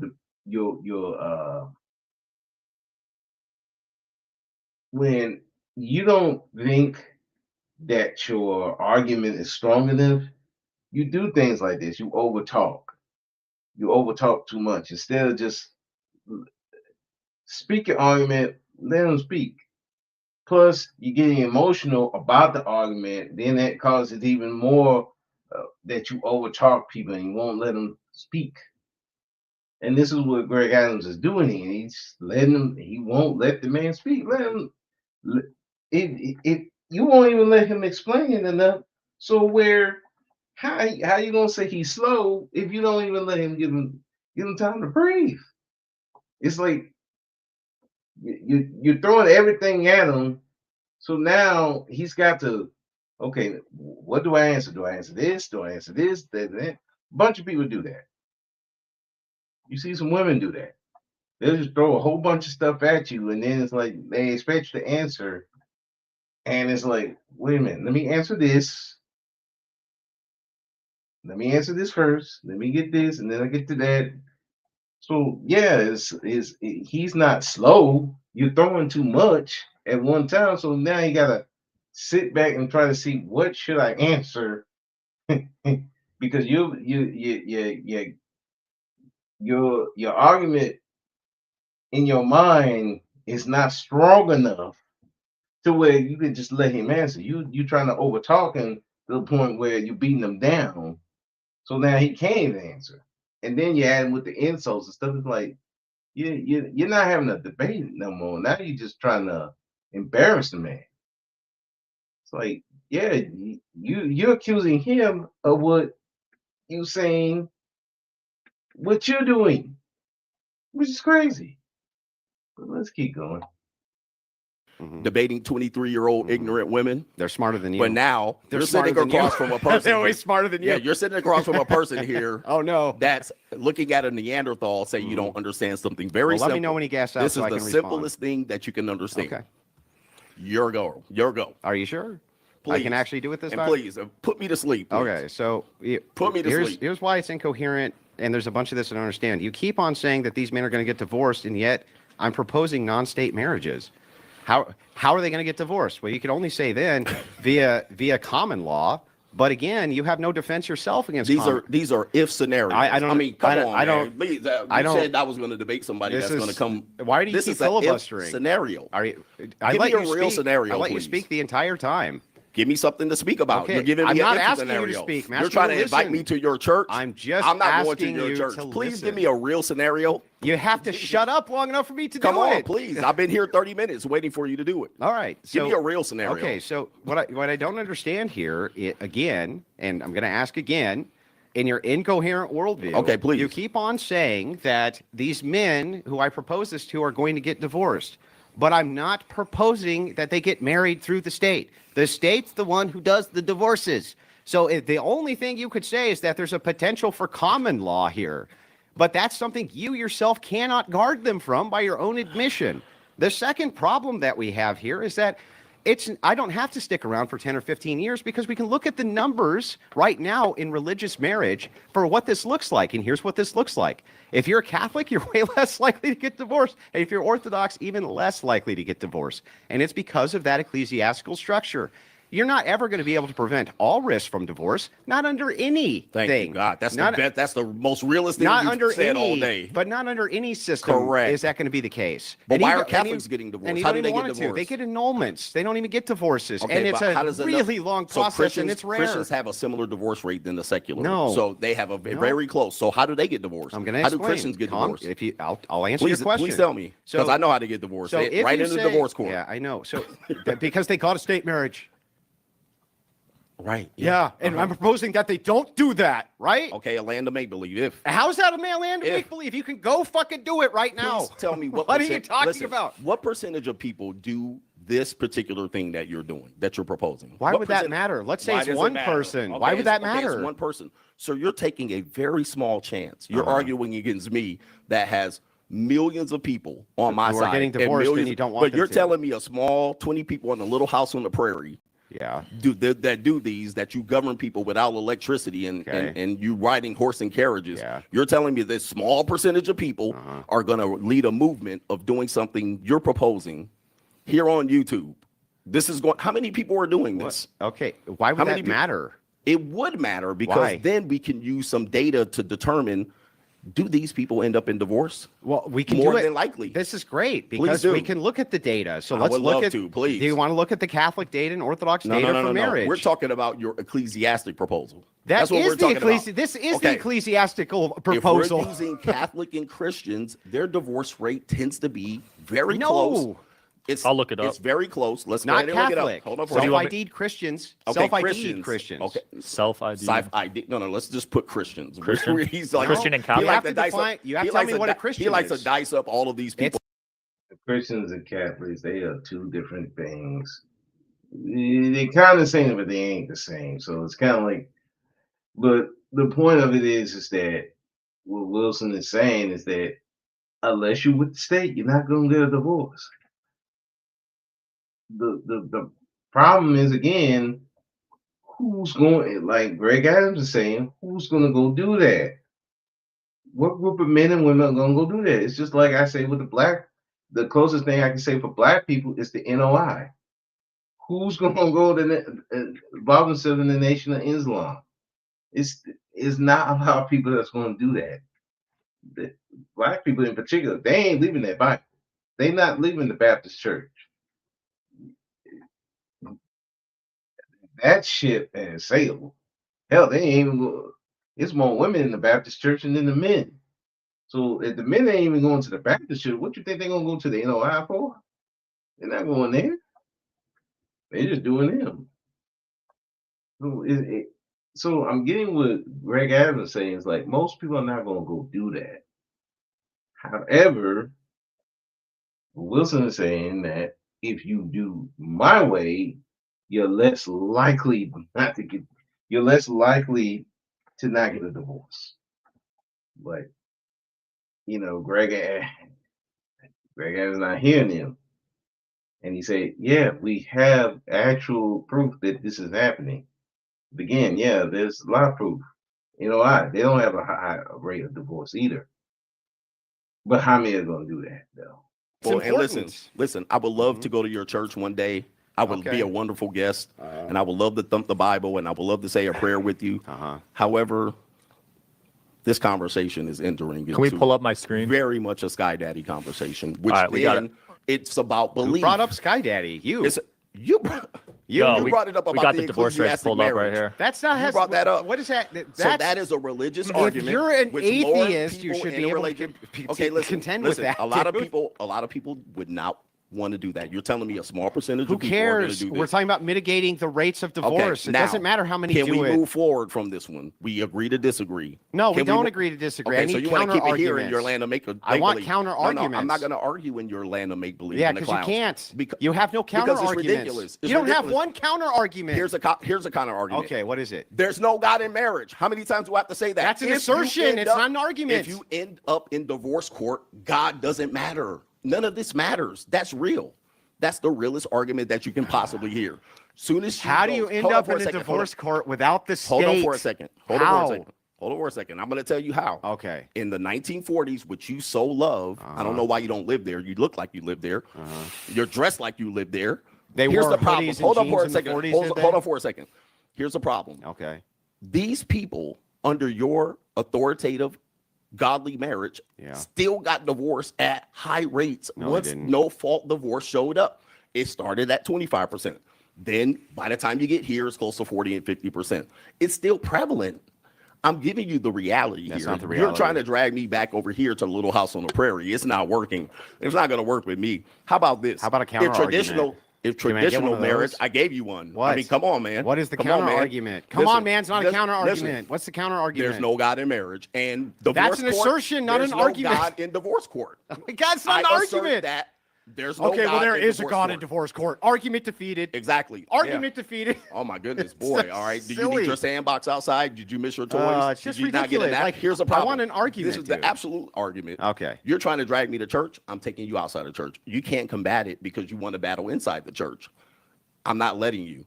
So let's get back to the I state. don't care if secularists get married. Let's get back to the state What do you mean? and that divorce rate. Did you find out the numbers? Yeah, I pulled it up earlier, but I'll pull it up again. It's up on the screen. Can you guys see this? Catholic, 19 to 25%. Mainline Protestant, 30 to 35%. Evangelical, 26 to 33. That's Yes. up there. Now, pull up That's up there. Orthodox. 40, Orthodox. 33, 34, 30. That's pretty high. Orthodox divorce rate. Let's see. 17 to 20. I see average 33%. That's US U.S. average. That's all evangelical adults. Protestants. That's with the It says coalition of Orthodox all adults of them. ever divorced 17 to 20. U.S. Yes. adult average 33%. Yeah, so they're much lower. It says in the U.S. 33%. The They're Orthodox ever divorced, that's worldwide. Yeah, they're much lower rates. Okay, but you're saying that they can't get divorced. That's what you said. Oh, bro. You said, is that what you said? The whole You point said here is I think he missed the point. He said if they're not with the state, they can't get divorced. Like, he just missed that part. He never said they can't get divorced as long as they ain't with the state. If they with the state, they get divorced. What are you doing now? Can't how get do divorced we because you're mitigate the enforcing risk them. of divorce? You can't ever completely mitigate 30%. it. It can't ever be completely mitigated, but you can mitigate the risk of divorce. Okay, great. It is lower. They're Much saying it's lower, lower. much lower. Okay, all right. So a chance of getting hit 30% versus 44%. This doesn't defeat the argument. Those It does defeat the divorces, argument. Those divorces happen in the court of law because no divorce cannot be right. reported in So not this that's is not in the great. court of law. Actually- so what is the divorce Yeah. that happens outside of the court of law? If it's 33% Mm-hmm. in the court of law with your Orthodox ecclesiastic marriage, what is it outside? Even what is lower. it within that? It's even lower. Okay, so add that 10%. yes. now we're at 40%. No, you wouldn't Whatever. add that. You wouldn't add 10%. That's the legal What are you divorce. talking Hold on for a about? second. When you say a divorce, those are reported divorces legally. That means these people filed in the legal reported system. That's 30+%. Okay. You said there would be more that were outside of the door. No, less. Outside of the state. Less. No, hold on for a second. Less. There's additional No. outside of the marriage, outside of the state. No. Oh, there's none? Well, so you're no, saying no, there's zero. Not really. What are you saying? Okay, so let me explain. Please. So that you understand. Additional to the 33%. Yeah, but you have to, can you at least let me finish this time? Please do it because you're slow. So if it's the case, you're in an ecclesiastical marriage, you're still adding usually the state. These people are all adding the state, okay? The Catholics themselves, if you were to look at their annulments rate from the ecclesiastical authority, it's actually much lower than even the percentage that you're getting from the state because they add the state in, which means some people will ignore the ecclesiastical authority and get divorced anyway. That's exactly what I've been telling you. The entire Nobody time. And ever then what? argued that. Exactly. But and then Nobody what? ever argued that. Exactly. But so We're how do arguing you about mitigate? You're saying mitigating the mitigating risk. the risk. It Mitigating seems the like there's risk. still a risk. No, it would mitigate the risk. So the risk is slightly lower. Much lower. Okay, that's not that much lower. It's the much divorce rate lower. is 40%. You're talking about 33% to 43%. No, we're not. We're talking about 20% to 35 to 40%. Okay, so that's low. That's all you got. Now, here's That's the all I problem. need. That's not all you need because there's still risk. How do you? Nobody said there wouldn't be risk. Exactly. You So can't at this mitigate particular risk point- for anything 100%. It's not possible. Exactly. So now, why are we telling men to get married? at that Because you particular have point? to, because everything is a cost benefit analysis. Your issue is not marriage. Your issue is with mitigating At the risk. this point, it's not marriage. It's This is the only. mitigating- Hold on for a second. Can I say this? Oh my God. Can you Hold ever on for a stop second. saying something so I Come can on, say listen. something? At this particular point, listen, Okay, I'm You're listening. telling me from this point, we haven't even got to the entire marriage because you're still over in the land of make believe. We haven't even got to the other issues What's of marriage. make-believe?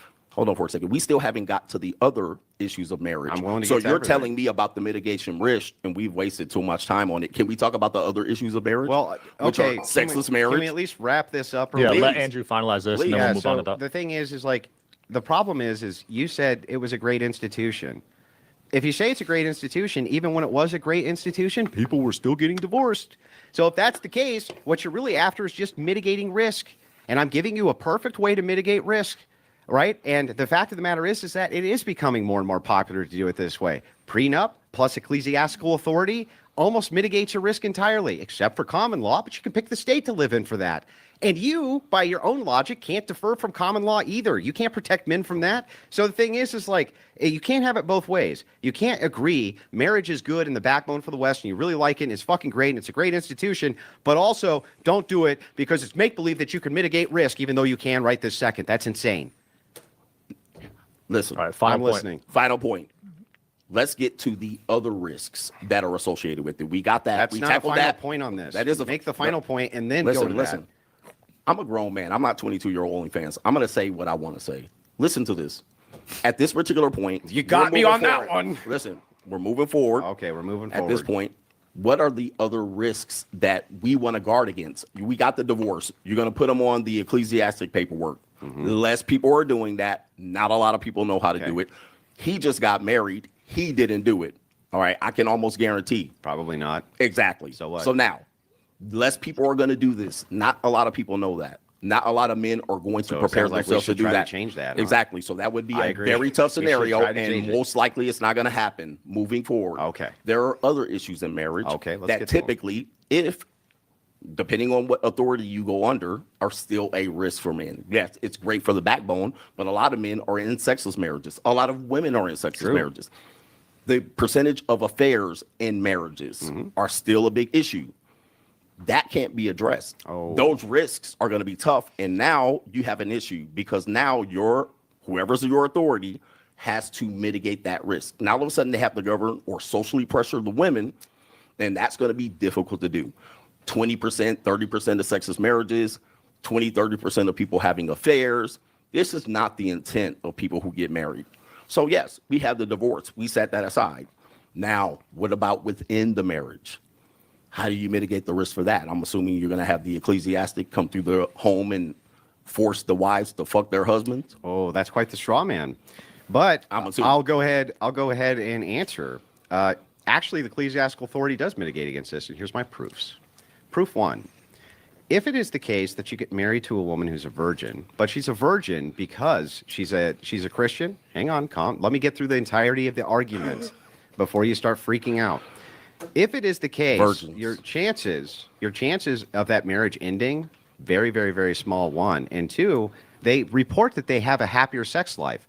This is actually the case with the decrease in body count, which generally comes with the more religious people, meaning the more that you take your religion seriously, the more that you pray, the more that you engage in that whole ecclesiastical authority thing, the less likely it is you step out of your marriage, significantly less likely. The less likely it is that you end up in a sexless marriage. You know why? Because there's a reinforcement in Christianity that men and women are not allowed to deprive each other of that, of sex, when it comes to marriage. And you find that people who follow the traditional faith generally don't. And so, yes, the ecclesiastical authority preaches. I don't believe that because especially in the black church. They be freaks. We know that. Jesus Christ. Jeez. I can tell you personally, my ex-wife. She was a church girl, but she was also a freak. Matter of fact, we went to a swinger party. After that, we went to church. Yeah. So, but yeah, I can agree with that because you wouldn't want to deprive your wife of because not only just because of sex, because sex is also intimacy. So yeah, in the marriage, if you are following the religion, if you're taking it seriously, then yeah, you're gonna be more likely to want to please your wife and please your husband. You wouldn't want a sexless marriage. However, with that is that if you know that your wife or your husband is sick or something like that, you be more understanding and more forgiving of not having a sexless man of having a sexless marriage because you understand, hey, he's sick, she's sick, work, whatever. But once everybody get well and everything, yeah, the sex life get back. But the thing of it is, when you talk about outside of that, yeah, you're more likely people gonna be more likely to cheat. Yeah, especially if they ain't taking it seriously. It, like you ain't really taking it seriously. Yeah, you'll say that. Oh yeah, I'm celibate. Oh yeah, I'm a virgin. Or yeah, I'm saved or whatever. But nah, you it's just a front. That's the thing. But you got a lot of game players. Like there was this one girl I dated. Oh, I'm church saved and all that, and we're talking on the phone. Next thing you know, I see these naked pictures coming from. Like, what the fuck? Did I download some virus or something? And I'm like, I ain't looking at no porn. And then I'm like, wait a minute, this coming from her. Now she telling me she want to be saved and all that stuff, but she's sending me naked pictures of herself. And I'm like, hey, what's this? Oh, I just want to make sure you want to be with me, and like, I'm like, what the hell is this? Then she wanted me to show me a naked picture. I sent her a naked picture of my foot. I'm like, this is a buzz killer. I'm like, dude, if you that kind of freak, just be that kind of freak. But you ain't that type of freak. Let's not play these games. And what happens is a lot of people be playing games in these marriages. Now I also said about the whole thing with the women. A lot of these women not. Most of these women don't even know what they want. Most of these women got been abused. They've been sexually abused.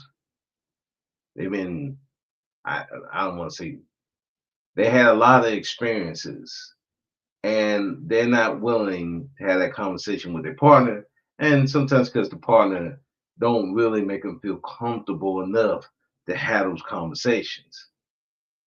Now I know with my ex-wife, we had those conversations. We had them because I'm not a judging person. I'm like, listen, you done some things, I done some things, and I can have that conversation with anybody. Again, I've been to strip clubs, I've been to swinger parties, I've been to fucking, I've been in gang bangs, I've been in trains, I've been in orgies. There is nothing anybody can tell me sexually that will shock the hell out of me. I have seen things. I ain't gonna discuss them in this, but let me be clear. I've seen things. I've seen a lot of things. that will make y'all flip y'all minds. So there's nothing a woman can come to me with that won't make me just flip the fuck out. But it got to be in the context of, if we're talking about sex, okay, let's talk about sex. But when we talking about religion and waiting for marriage, and then you want to show me your vagina and stuff, that's not the time for that. Now you sending me signals. So what you showing me one thing, but you telling me another. And a lot of times in these religious marriages, they show you one thing, but then when you get with them, there's another thing altogether. And this is where, going to Wilson's point, if you're really following it, yeah. And you're gonna be, and even with them, you'll be a little more open. And you won't be talking about raunchy stuff, but you'll be open to, hey, what you like, what you don't like.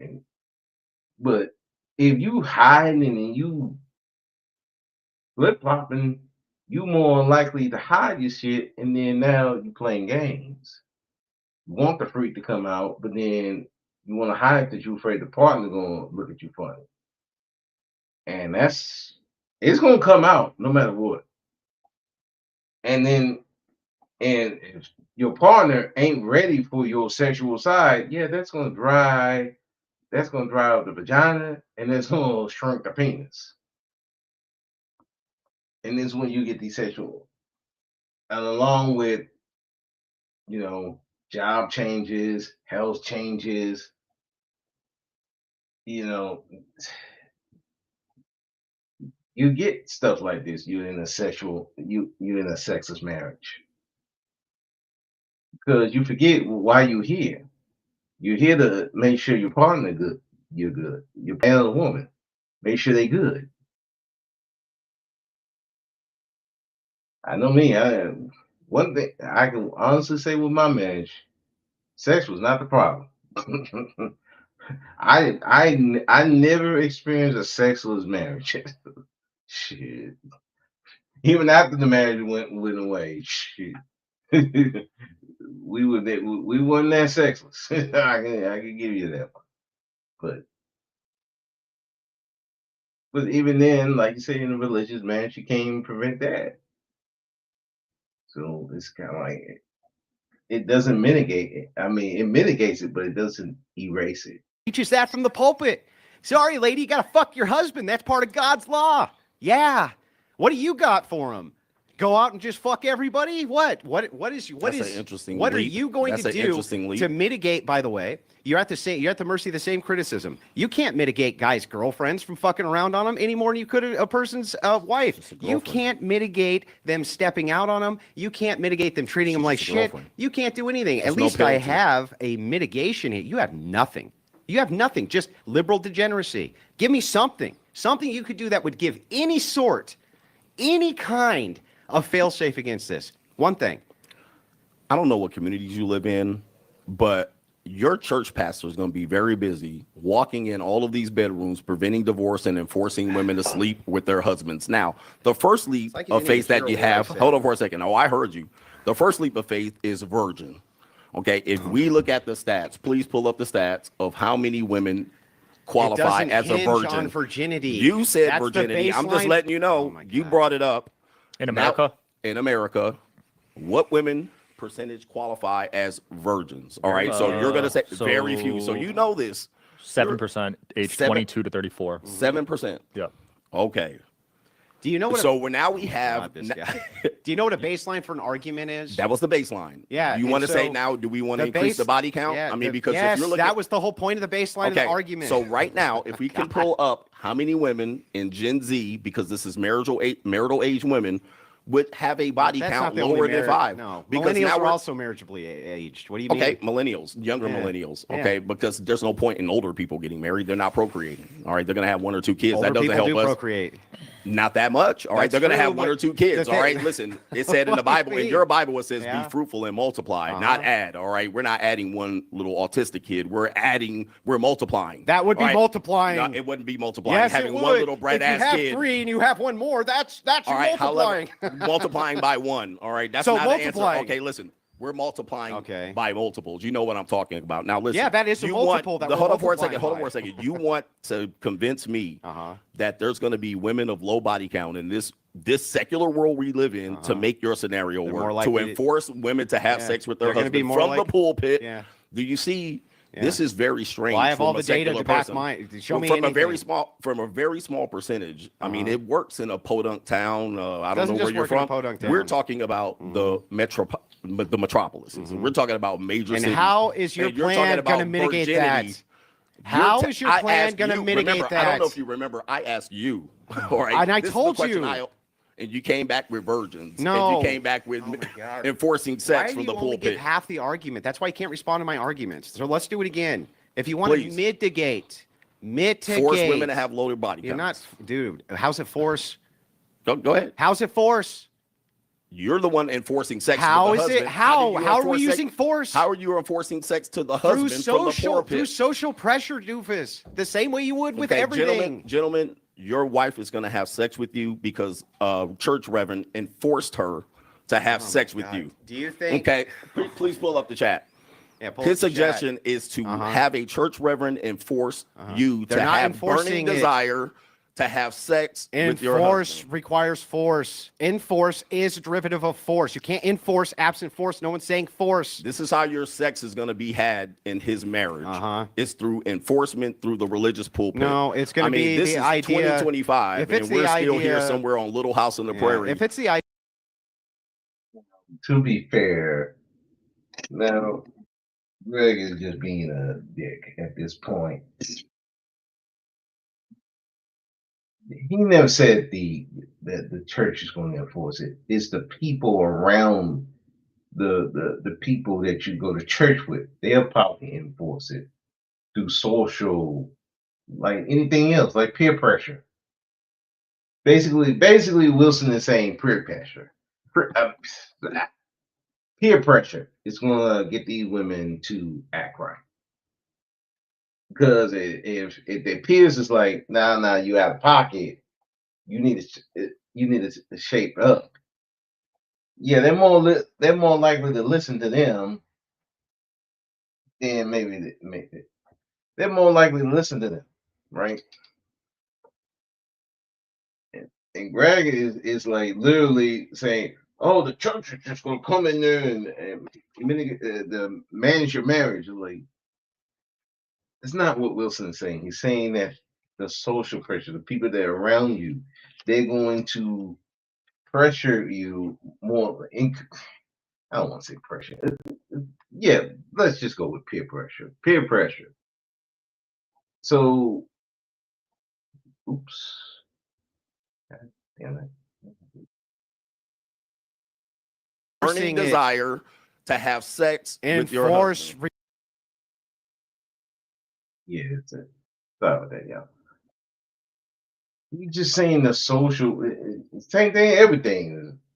How most people got into sex, how most people got into doing the thing they do.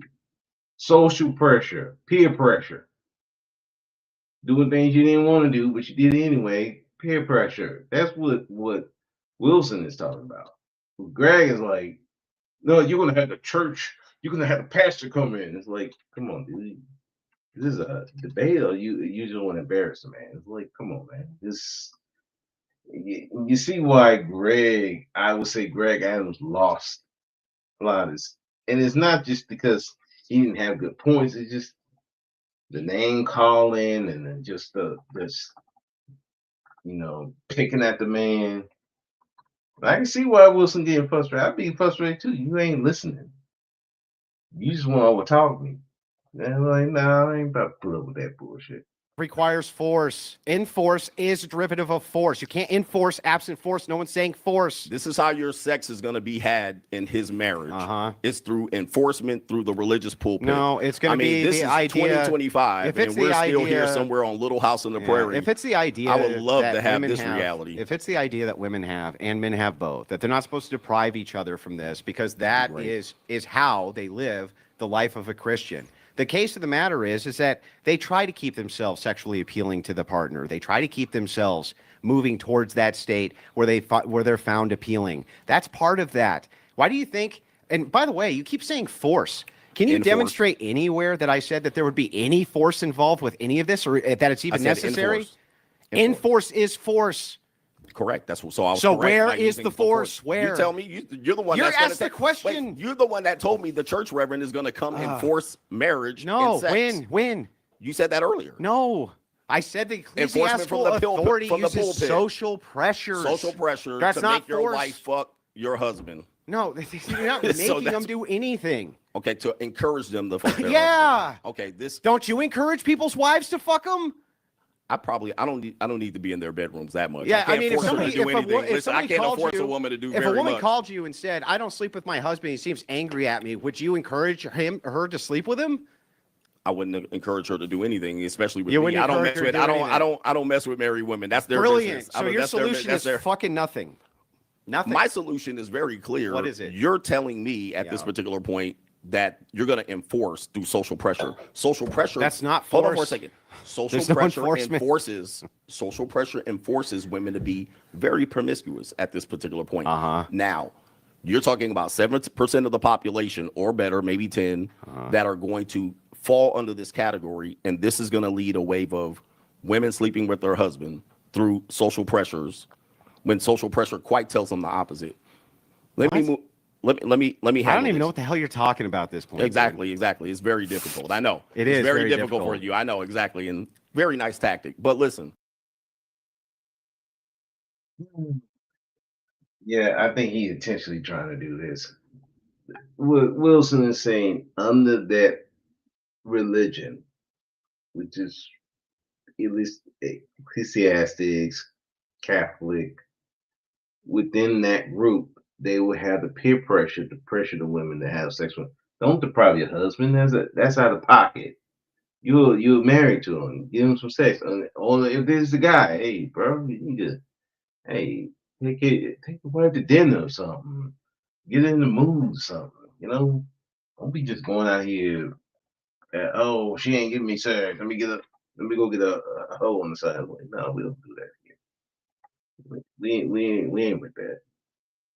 Now, what Coach Greg Adams is talking about is social media, the movies, and all that, where it's just a free for all, and and he's just focusing on women. Let's not talk about the dudes. You got fucking Antoine Daniels talking about I can have hoes on the side, and he married. Wait a second, what you married for? So you're telling dudes to have women on side, even in the marriage, where that can lead. You literally have content creators talking about they married, but they got hoes on the side, or they want hoes on the side.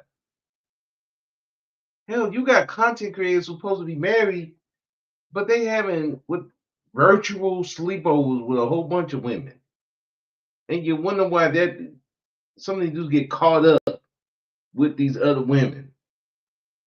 Like one in particular that I don't want to mention, he up here cheating on his wife with another content creator. Same one he had those virtual sleepovers with. So yeah, I get what Greg is saying, that this whole thing of keeping it in your marriage and satisfying your husband or wife, it's not really there out there, but that's not what Wilson is talking about. He's talking about within the context of religion. Yeah, like I can tell you about my ex-wife, mother and father. I don't know if they have sex, but their religion, you ain't about to be going outside of marriage. hell, they don't even talk about sex like that, to be honest. But I'm pretty sure they're not like go outside the marriage and stuff like that and go around bang everybody and all that. Shoot, listen, both both both of my brother-in-law, like I have three ex-brother-in-laws. Two of them married, been married, stayed married. One never got married, but he ain't got babies everywhere.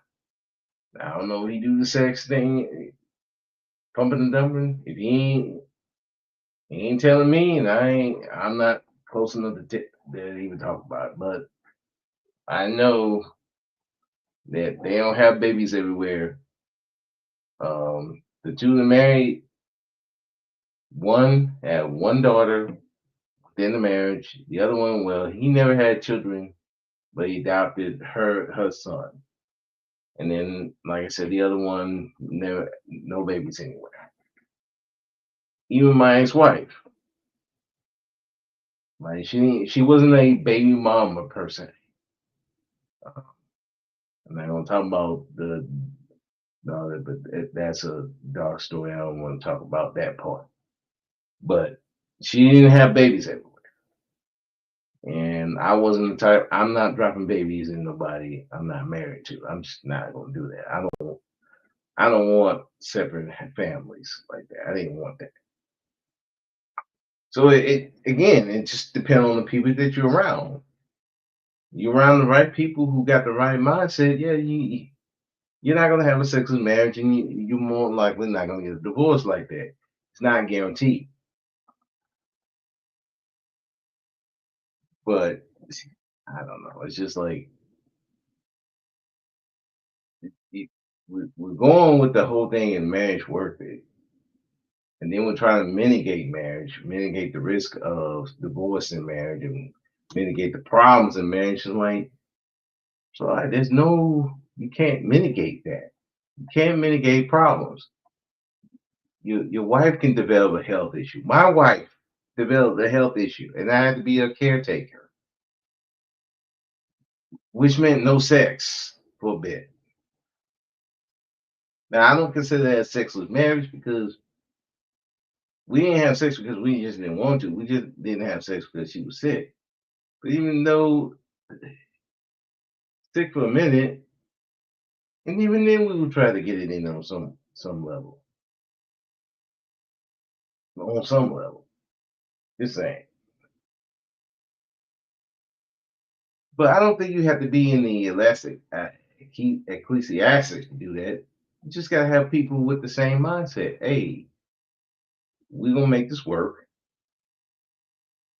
You need some sex. I got you. I'll get you what you need. You're gonna give me what I need, and we're gonna make it work. You just have to have a mindset, and you have to fight for that mindset. But you don't have to do that with the church. You do that for yourselves. But people got to be mature, understand their role in these relationships, and not be selfish, which is hard to do because social media teaches people to be more selfish than not. Let's continue. It's not a tactic. I'm trying my hardest to understand. You're taking a very small scenario to make it the large scenario. When I'm telling you the larger scenario is the reality, and you're telling me both if the reality. I do this, if I do that. No, this is a very small percentage. You're doing the same I'm thing. telling you about if what's you get happening. married, you may get a divorce. No, I said when. If this happens, then this may happen. We already looked at the statistics of it likely happening. Yeah, no, so that is likely to happen. First of all, even the statistics Can you pull up looked the at. statistics again? Pull up the the marriage statistics. statistics, the divorces. For the Christians. It's actually not likely, is it? In the United States, overall in the United States. Yeah, So it only in order for it to work, you have to be white. You need to break make this a certain down income. by demographics. Hold on for a second. You need. You want me to break it down? So and social So you want to go? economics. You want to go? In order for your marriage to work, they have to be white, Christian. They don't have to be white. Make money, and then also probably live in a certain region. If it's the now, case, what if that's not the case? Because in the United States, I don't know where you live, but in the caves Then and we use hills the of apparatuses. if you take the rest of the United States, they're highly not that. That is outside of those demographics. And don't so you want to what if change they're- that? What if they're outside of that? Don't What you if they're wanna- not white don't- and Christian? don't you wanna What if change they're that? not Christian to make 100K? What do you suggest then? Yeah, so here's what I would suggest. If it's the case that in the black community, you have more divorces than in the white community, there's going to be contributing factors for why that is. I don't think that like black people are just ontologically different than white people, do you? Do you just believe like that at their core they're just ontologically different, or do you think that they're the same? Because if that's the case, if we're equal people and equal people groups, then there must be some other social factors which are relating to this that increase the divorce rate in the black community that doesn't exist yet in the white community. If that's the case, we would specifically target those issues to prevent that from happening, right? We're going to do this What across. is it? We're going to do this across the board. Okay, what would they be? For the black community, there's a bunch. One, you have a distinction in economic certitude. The second one is you got a massive abortion rate, which is super problematic. Another one is you use matriarchal structures in the family home instead of patriarchal. Huge issue that you have. By the way, when it was Christian based, it didn't happen. It was a patriarchal structure inside those black homes. And boy, they didn't put up with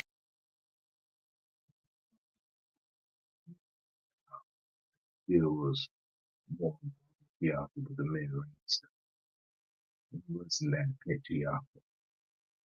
I mean, if there was one that was patriarchal, then there was one that was matriarchal, then it was both, and you know, so it's not really like it was that patriarchal. Dad ran everything, but yeah, dad was the authoritarian, mama was the easy one, but sometimes mama was the one with the whip and dad was just the cool guy, but you know. But yeah, the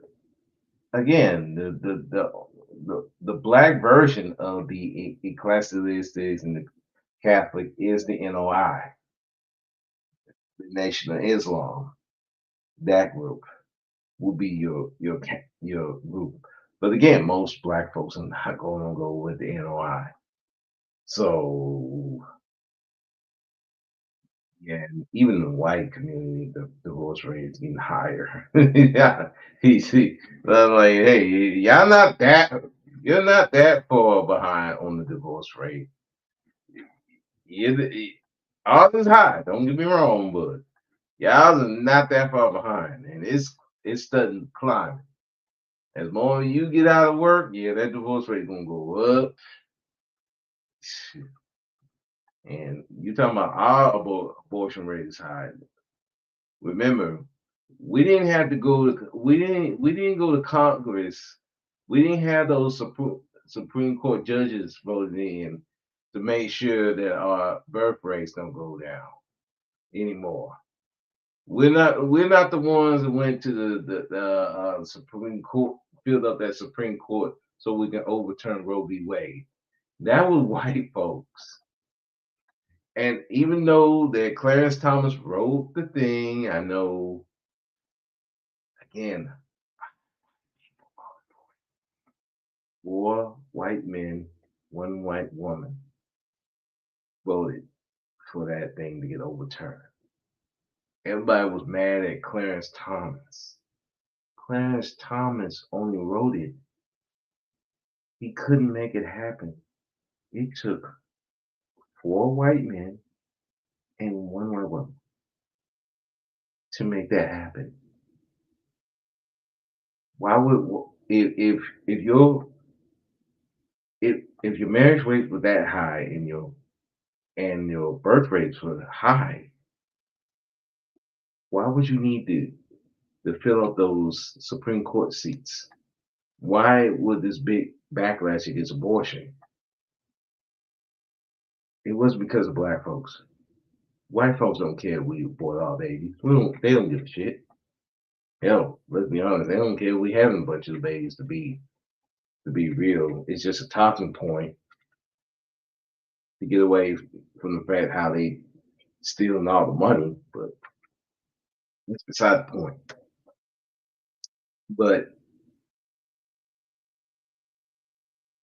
there are other contributing factors to the fact that why our divorce rates are higher. It is not abortion. Abortion ain't even close to why we're in the way we are. Abortion is not even top 10 of why we're the way we are. Abortion ain't even the issue. I don't even know why that was brought up. Abortion ain't the problem. It's the men. A lot of times, the men not having access to the type of jobs that they need, especially the corporate jobs. That's part of the problem. Add the war on drugs, add in taking all the way the industry, the industrial jobs, the jobs where the man can work there till he retire, get the pension, and he's taking care of his family. Took a lot of those jobs away. Then you flood the neighborhoods with drugs.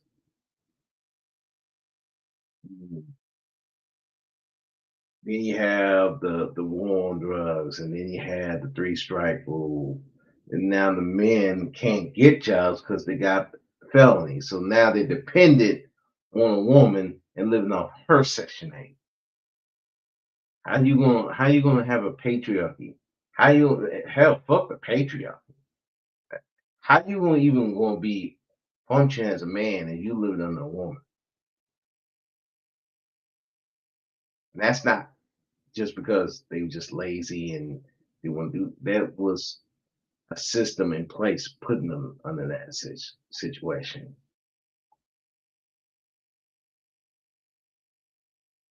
Abortion is not even the top thing.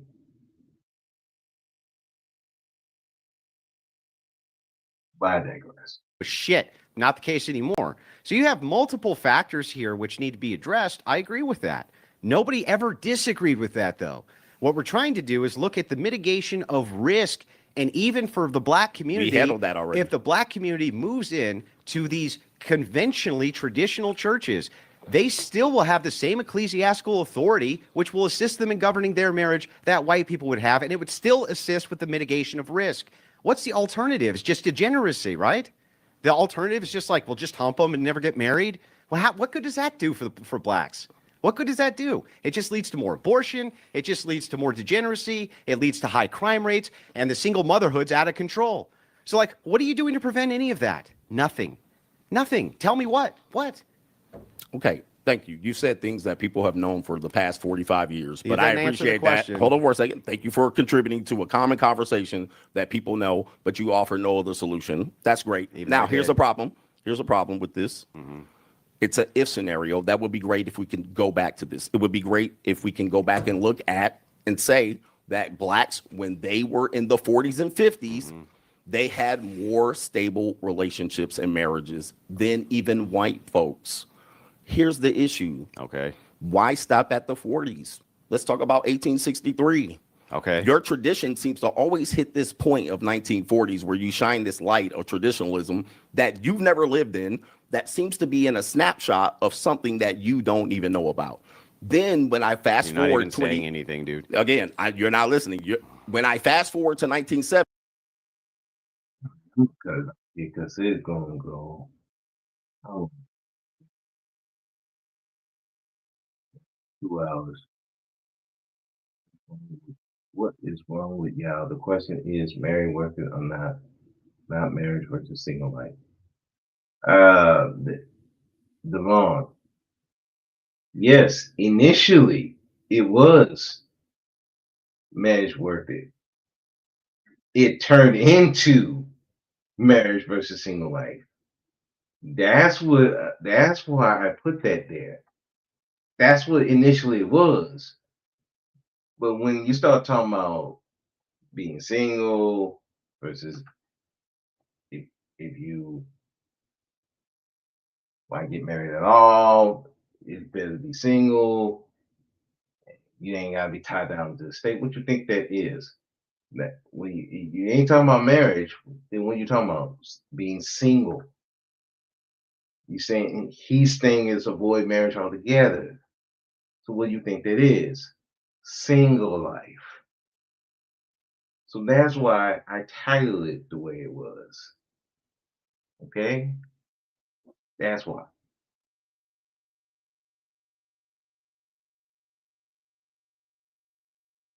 Because look, that's what Greg Adams is preaching. More of the single life, not putting the state involved.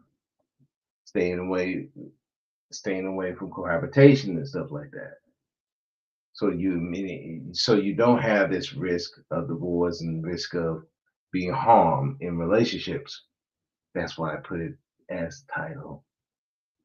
So if you're wondering why I put it that way, that's why.